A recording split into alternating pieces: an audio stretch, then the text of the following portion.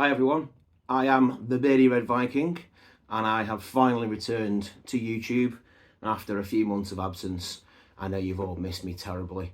It's good to be back, and today I'm back with a video where I will be expressing my first thoughts on the new Metallica album, 72 Seasons.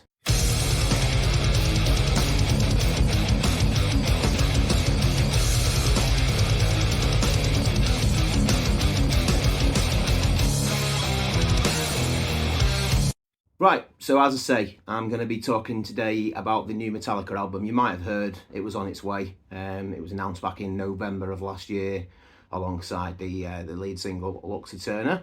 Came out today, 14th of April.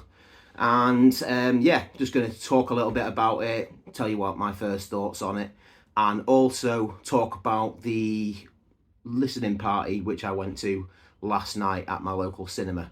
As you may know, if you follow me on any of my social media channels, I went to my local cinema last night to watch the world premiere, as they call it, of the album. Basically, it was a listening party. The album was played in full, with accompanying music videos, as well as introductions and commentary from the band members before each song. The film itself was an entertaining watch, and a variety of video styles, including a few similar to those shot by Tim Sassenti, which you've probably seen. He shot all the videos for the singles that were released before the album came out. There were also a couple that looked like old school C64 loading screens, a couple of visualizer types with sort of mountain ranges floating around in the foreground, stuff like that. And then there was some very, very dodgy but highly amusing pixel art as well, which featured Lars Ulrich with devil horns and the band seemingly descending through the seven circles of hell. There were also plenty of shots of Lars chewing on toothpicks and a little bit too much of Hetfield's genitals, forming a very noticeable bulge in his tight leather trousers. As for the event itself, well, I've been to a few Metallica events over the years, and generally they've been fun events at cinemas. But last night, other than a few amusing heckles from one dude, including him comparing most of the songs to Iron Maiden or Motorhead, and the odd round of applause here and there, the crowd was quieter than a library, to be perfectly honest with you. I also went to a launch party for Saint Anger back in 2003. I know I shouldn't mention that album, but yeah. There were plenty of freebies, postcards, props around, or posters, other stuff, including prizes which could be won. So I was hoping for a couple of souvenirs from this, but sadly there was literally nothing. Overall, as I mentioned, I enjoyed the show itself, and listening to the album the day before it came out was cool. But the cost was pretty hefty. It was $18.95, which is twice the price of a cinema ticket at the same cinema for a normal film. So that, along with the lack of freebies and the sleepy crowd, left me feeling a little bit disappointed. I did enjoy it, but I was hoping for a little bit more. Now, what you probably came for is the album itself, which I'm not going to try and get out or into this sleeve on camera because it's tight as a motherfucker and it's impossible. So here we go, the album itself, which I got up bright and early this morning to rush to HMV to purchase, as I wanted their exclusive limited edition red and black marble vinyl. You've probably seen it on my unboxing video. It's a gatefold sleeve, pretty cool. Got pictures of the band on the inside. Papa Het looking more like Grandad Het these days. But yeah, the vinyl's pretty nice. Doesn't match the sleeve, which I normally would go for, but I like red. It's my favourite colour. Again, it was pricey. It was 45 quid. But sadly, that's not uncommon these days for a new release by a big band, and Metallica are definitely that. And I had to get it on day one. Onto the album itself, the music. I'll run through each of the songs briefly, first of all. So the first song is 72 Seasons, which you'll have heard if you've bothered. In my opinion, it was the strongest of the singles released prior to the album. It's nice and thrashy with plenty of groove in the slower sections, lots of prominent galloping bass lines, something of a statement of intent for me, and a great start to the album. It showcases Hetfield's higher register vocals in the chorus, which is something that's a bit new. bit of a theme of the album, as well as the rhymed lyrics throughout the verses. That tends to happen quite a bit through the album as well. There's a breakdown in the middle, which is described by the band as one of the most complicated to play riffs they've ever written, and then that bursts into frantic shredding solo. I enjoy it. I think it's a really good song. As I say, I think it's the best of the singles that were released before the album came out, and yeah, it opens that album nicely. Second track was Shadows Follow. This is one of the ones that at the viewing party you basically just got a bit of a visualizer. There was some mountains and woods in the background, and then like some sort of computer generated mountain ranges, which probably was showing the sound waves of the song, I'm not sure. But this song opens with staccato drums before a groovy mid-tempo main riff kicks in. And then the verse riff is classic Hetfield downpicking with more staccato over the top in the vocals. In the pre-chorus, some of the most melodic vocals you've ever heard from Hetfield, followed by more staccato vocals in the chorus itself, where he says, "On I run, still my shadows follow." There's a bit of a sinister vibe about this song in general, and it leads nicely into Screaming Suicide, which is another of the singles. Didn't particularly like it when I first heard it, to be honest, when the video dropped, but it's really grown on me in the weeks since. The opening's quite weak, to be fair, with lead melodies, but it grows into a fast, groovy main riff, and then there's a thrashy downpick verse, and again a more melodic, higher register pre-chorus before a shouty chorus, again with more staccato vocals and instrumentation. There's spoken word sections towards the end, which includes the word cyanide quite prominently, which I'm not keen on, as that's the title of one of their other songs from Death Magnetic. I don't like that song at all. I think it's probably the weakest song on that album. So I'm not a big fan of songs that repeat prominent parts from other songs like that, so especially vocally. So using the words that are in the titles of other songs is actually another thing that's a bit of a theme on this album. It happens a few times. I'm not keen on it, but it doesn't detract from the song. I do enjoy that song. As I say, I wasn't keen on it at first, but again, it's grown on me as the weeks have gone on, as I've listened to it more.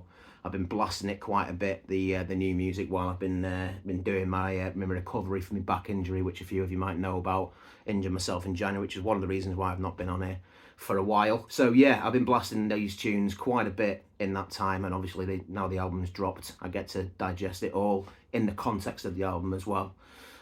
Track 4 is Sleepwalk My Life Away. It's another staccato opening, this time with Rob's fingerpick bass over Lars's drumming, with Kirk layering scratchy sort of pick slides over the top as it progresses.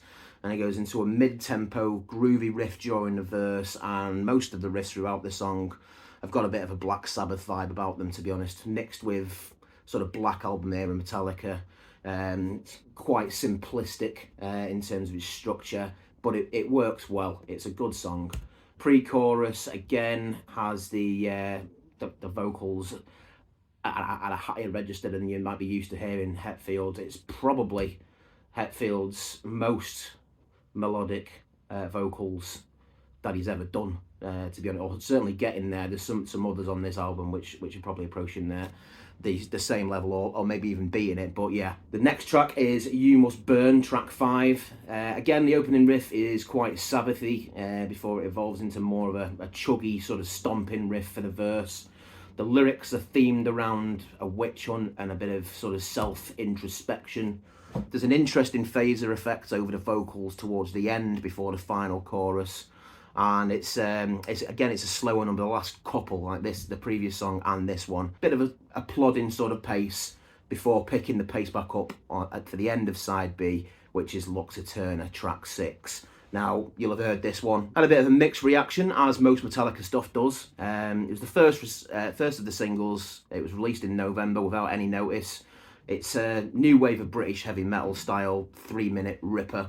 It was the first taste of Hetfield's new higher pitched vocal style, particularly in the verse sections. I wasn't sure on it at first, I'll be perfectly honest with you. When I first shared it, I was a bit, but but it's grown on me, and I was the same with the guitar solo. When I first heard it, my opinions of the guitar solo were pretty negative. I hated it, really. A lot of people did seem to, but I've grown to appreciate it. It fits the style of the song, and it's pretty frantic, frenetic. It's actually pretty memorable. There's quite a few hooks in there, even though it's quite shreddy. It's pretty memorable. I kind of find myself singing along to it when it comes on. There's a bit of self-plagiarism, as well as a liberal dose of Diamond Head thrown in. The lyrics are memorable. Well, they remind you of something you might have heard on Kill 'Em All. It's all about having a great time at a metal gig. It's a good, fun, fast, frantic song, and it fits that theme of having a good night at a metal gig. Then on the start of the second records, the start of side C, track 7 is Crown of Barbed Wire, which opens with power chords, followed by pummeling bass, drums and guitar, with Kirk adding sort of lead flourishes of melody over the top, followed by another groovy mid-tempo section, then an absolutely awesome chuggy stomper of a riff, which is up there with one of my favourites on the album. There's two in particular on this track and on the next one that I love. The verse is based around that initial groove, and the chorus has a different, even groovier riff, and then the solo kicks in over that chuggy stomper I was just talking to you about. It's another shred fest. It's not particularly inspired, but that riff behind it almost makes up for it. It's probably the riffiest song on the album, but somehow I don't think it's particularly cohesive as a song in itself. I enjoy it, but I don't know, it seems a little bit riff tapey, like it's kind of thrown together a little bit. It's not a bad song, but I just felt it wasn't arranged brilliantly. So the next song is Chasing Light, track 8, and this opens with Hetfield shouting, "There's no light," which is a bit shit.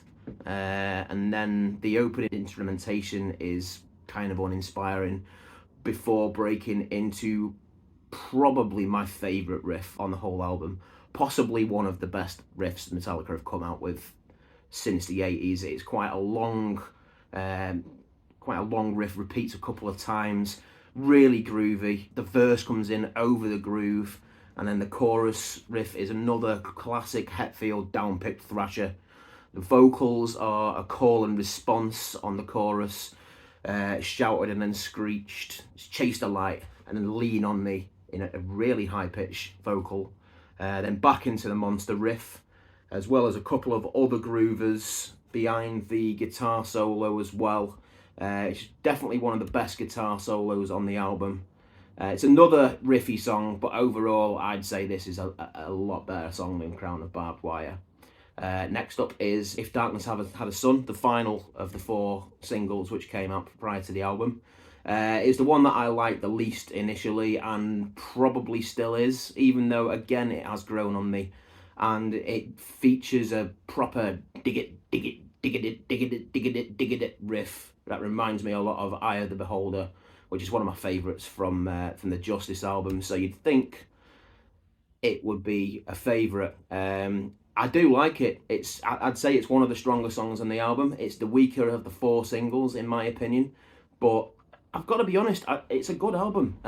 Most of the tracks are enjoyable. There's bits here and there that I could take a leave, but it's enjoyable. This song is enjoyable. The vocals open up with Hetfield shouting "Temptation," which kind of reminds me of that, is it Heaven 17 song that Cradle of Filth covered back in about 2005 or something, which amuses me every time I think of that. There's another chorus over a groove. It's mostly a sort of groove-based song, but it does have a bit of a chuggy midsection which leads into and sits behind the guitar solo. Again, that's one of the stronger leads on the record, I'd say, though still not a patch on classics from the days gone by. It's not going to cause And Justice for All or The Unforgiven guitar solos. It's not going to give them any hard times in terms of winning prizes.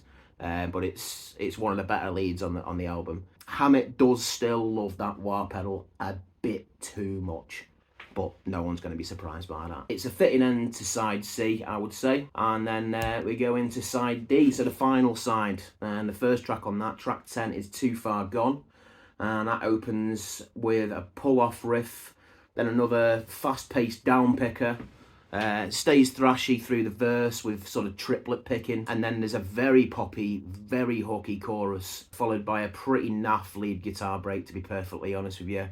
And there's a bit of a twin guitar harmony section after the second chorus, and then there's a guitar solo kicks in, the proper guitar solo, which is brief, but again, it's pretty cool. It's one of the better ones.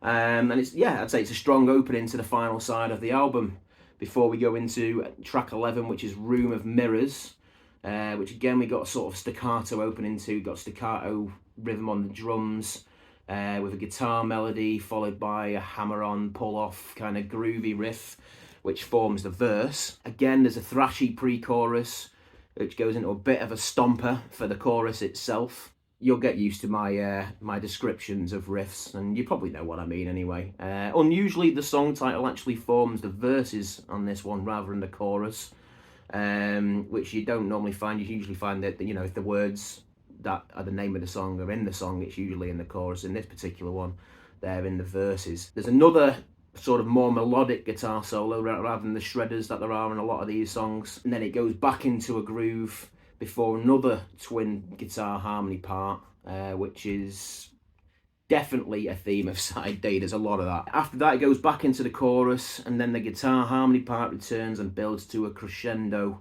before ending with another chorus. It's building towards the end of the album, I find. And the final song is called Inamorata, which is an 11-minute epic. It's the longest song Metallica has ever written or recorded. It features a lot of riffs, melodies, and playing techniques that are pretty familiar from previous Metallica instrumentals, such as Orion, To Live Is To Die, and Suicide and Redemption from Death Magnetic. It may well have initially been intended as an instrumental from the sound of it, but this song does feature vocals. The chorus has another Sabbath-y kind of groove riff, which again prominently features the word misery, which it doesn't feel right that misery is so prominent in the chorus of this song, because obviously they've got a song called My Friend of Misery where they go, misery! And it's kind of a similar phrasing on the chorus of this as well. So that got under my teeth a little bit, I've got to be honest. Obviously that song as well, if you know, Jason Newsted wrote it with the intention of it being the instrumental on the Black Album, but then never was one. It's got the feel, so not the quality of previous instrumentals, as I've mentioned. In terms of the feel, especially the second half, which following a quiet breakdown, which features the most tender, softest, gentlest vocals that Hetfield's ever recorded. The instrumentation then builds and is led by another Hetfield written guitar melody, which Kirk harmonises. The guitar solo in particular, it has little licks and parts that sound a lot like a bit of a poor man's mixture of the ones from like Orion and To Live Is To Die. It's a fitting closer to the album. By no means is it a bad song. I know the way I've described it in places, it's just a bit derivative of itself, of themselves, you know. It's a bit of a theme of this album, to be perfectly honest with you. And if I'm being honest, a bit of a theme of Metallica's output since the Load album, to be honest with you. You can't claim Load was anything like anything that came previously. Obviously, Reload was Load Part 2. Saint Anger, even though the sound is completely different, there are elements, there's even riffs and drum beats and vocal patterns that, and lyrics that they've used before in that. Then Death Magnetic is a bit of a tribute to some of their older stuff with a bit of a Load and Black Album kind of vibe on it. Same with the previous, the next album previous to this one, Hardwired to Self-Destruct. So yeah, they're kind of almost in places a little bit of a tribute to themselves. In places they're a bit self-plagiaristic, which artistically I get people are going to have a problem with, but as long as it sounds good. Obviously it doesn't sound as good as those classics, but there's elements that kind of remind you a little bit of it. The hype sticker on the album itself even says, if you can see, the new album, 42 years of Metallica in over 77 minutes. So that's clearly what they're going for, and that's what they do. The band themselves have described elements of some of their songs on this album and previous ones as being tributes to some of their earlier stuff. So yeah, it's what you're going to get at this point in a band who've been going for 40 odd years. In summary, I'd say it's a thoroughly enjoyable, though far from perfect album. It's obviously not a patch on the band's classics, as I've said a few times, but it's a more than worthy addition to their latter day catalogue, in my opinion. It's filled with energy, it's filled with downpicking, ferocity, there's gurn-worthy grooves, you know, that what Mark calls the dirt face. There's quieter, more melodic parts. It ebbs and flows nicely. There's parts I love, there's parts I'm not so keen on, and there's parts that I like but feel are a little bit too familiar. Basically, if you enjoyed the singles, you'll enjoy this album. If you didn't, or if you're one of those people who thinks it's cool to spit vitriol about metal's biggest ever band, this isn't going to change your mind. But I'm not sorry I bought it, and having listened to it 4 times now, it won't be coming off my turntable anytime soon. If you're someone who'll go into this with an open mind and you're not expecting them to repeat their former glories, you're not expecting them to write another Master of Puppets, another Ride the Lightning, another Justice, whatever is your favourite album, delete as applicable. If you're not expecting that and you come in with an open mind, I think you'll be perfectly satisfied with what you hear. I'm not going to give it a ranks out of 5 or out of 10 or whatever. I don't really do that. I feel it's a little bit early to be doing that. This is just my first thoughts. I hope you enjoyed the video. If you would like to see more of my content, please take a look at the other videos I've done. Subscribe if you wish to. If you've got any comments on it, you'd like to talk about it to me, I'd love to chat with you down in the comments below. If you can leave a like, I'd appreciate that as well. Thank you very much, and I'll be back much sooner than I was this time with my next video. I'll be back very soon. Thanks very much for watching. Take care. Beardy Red Viking, out.